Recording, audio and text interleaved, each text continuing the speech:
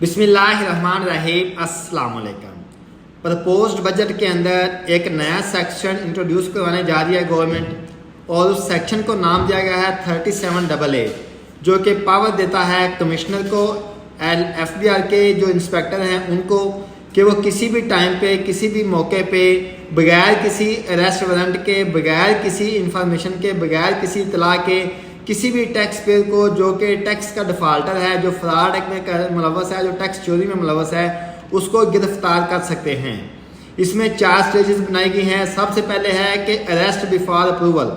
यानी कि आप बगैर अप्रूवल के किसी को अरेस्ट कर सकते हैं, लेकिन उसमें जो शर्त यह है कि उसमें ये सिर्फ उस सूरत में होगा जब कोई इमरजेंसी हो, यानी कि जब खतरा हो कि जो टैक्स पेयर जो डिफ़ाल्टर है वो भाग जाएगा, वो कहीं बाहर के मुल्क में चला जाएगा। उस वक्त जो कमिश्नर है उसको इन्फॉर्म किए बगैर जो इंस्पेक्टर होगा, जो FBR का, वो अरेस्ट कर सकेगा टैक्स डिफ़ाल्टर को। लेकिन उसमें कमिश्नर को तमाम हक़ाइक़ बताना पड़ेंगे उससे पहले। फिर दूसरा आता है कि अप्रूवल के बाद जो है अरेस्ट करना, यानी कि पहले कमिश्नर से अप्रूवल लेनी है किसी टैक्स पेयर के हवाले से,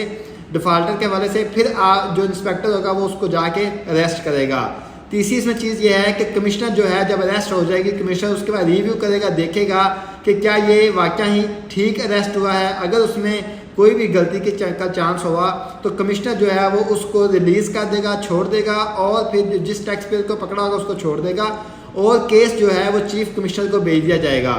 और तीसरी चीज़ ये है कि इसमें कंपनी की सूरत में अगर कंपनी को टैक्स फ्रॉड में मुलव्वस पाई जाती है, उसमें कंपनी का CEO, कंपनी का CFO, कंपनी का अकाउंट्स डिपार्टमेंट, और उसमें जो लोग रिस्पॉन्सिबल होंगे तमाम लोग जो है वो अरेस्ट हो सकते हैं,